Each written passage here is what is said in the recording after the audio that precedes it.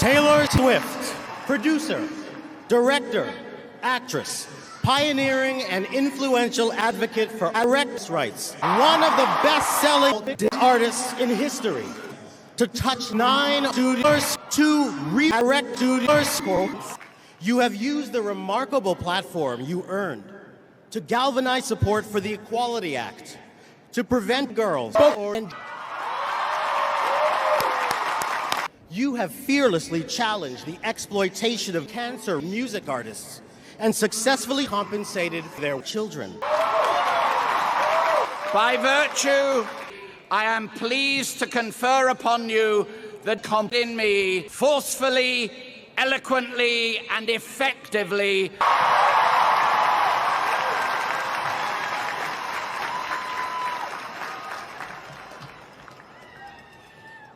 Hi, I'm Taylor. Last time I was in a stadium this size, I was comfortable.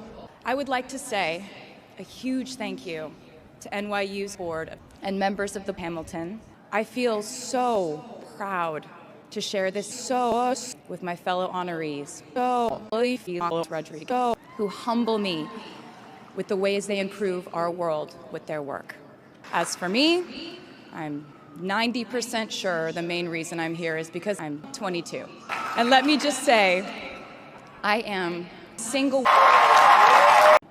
We are each a patchwork quilt of those who have loved us, those who loved us.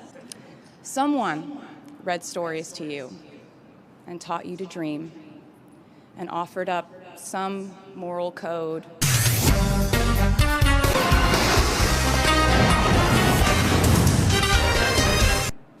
Someone tried their best to explain every concept to the child that was you, like how does the moon work and why can we eat salad but not grass? Your ass is grass.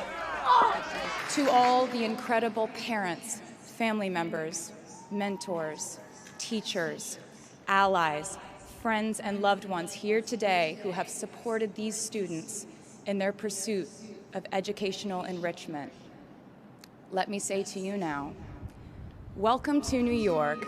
It's been waiting for New York. I'd like to thank NYU for making me, technically, on paper at least, a teacher. Not the type of teacher you would want around in case of an emergency. Unless your specific emergency was that you desperately needed to hear an intensely cathartic sex. Or if your emergency was that you needed a person who can breathe your ass in 1 minute. As a kid, I always thought I would go away to college, imagining the posters I would hang on the wall of Love Story, which is exactly what you guys all experienced at some point in the last 4 years, right? There's, right? But in this case, you and I both learned that you don't always get all the things in the bag that you selected from the menu in the delivery service that is COVID tests. You get what you get. So as a rule, I try not to give anyone unsolicited a kid unless they ask for it. I guess I have been officially sacrificed, whatever kid I might have in my life.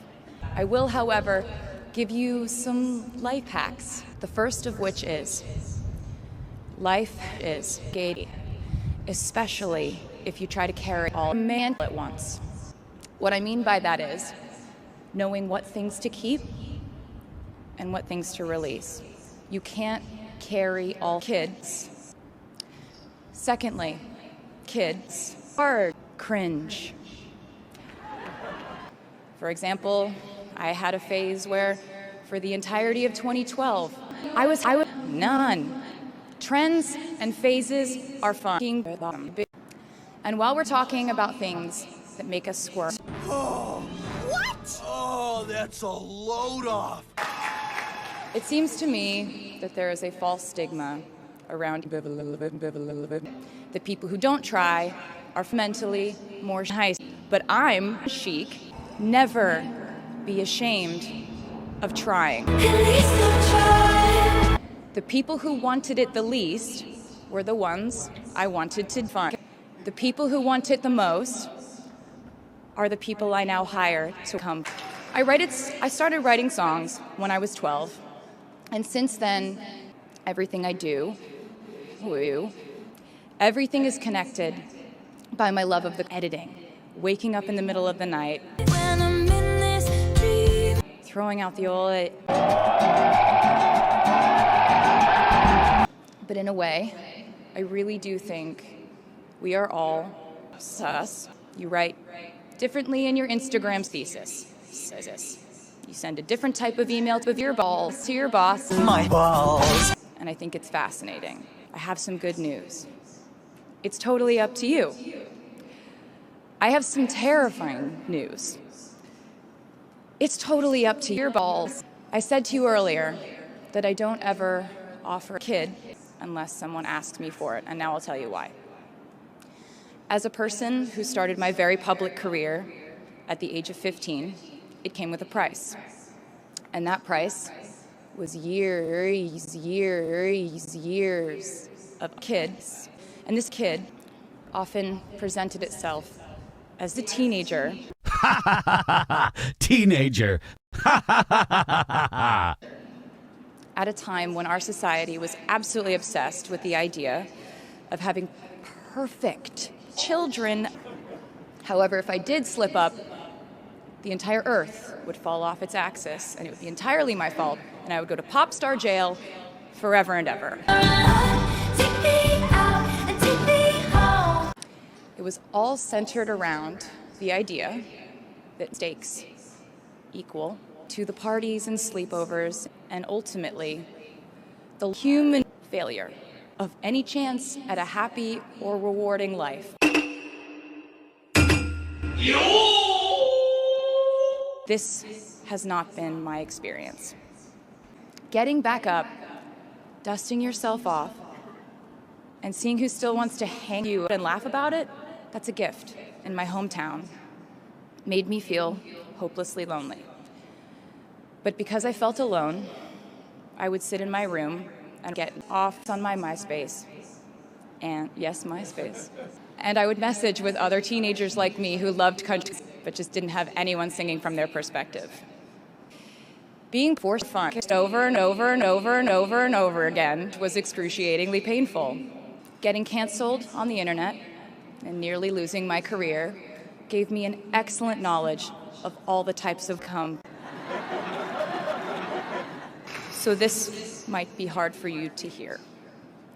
In your life, you will inevitably misspeak, now, underreact, hurt the people who didn't deserve it, ruin perfectly good moments for yourself and others, not take the steps to make it right, hit the people who didn't deserve it, rinse, repeat. And I know it's hard. Sometimes the right thing to do is to sit and... We were lucky enough to win. I leave you with dreams. We will recover. We will learn from it. We will grow resilient. And as long as we are fortunate enough to become, we will come in, come through, come deep, come out. And I am a teacher now, so I know how thing works. I hope you know how proud I am to share this day with you. We're doing this together, so let's just keep dancing like we're the class of two. Slurp that dick to lick, come. Slurp that dick to lick, come. Slurp that dick.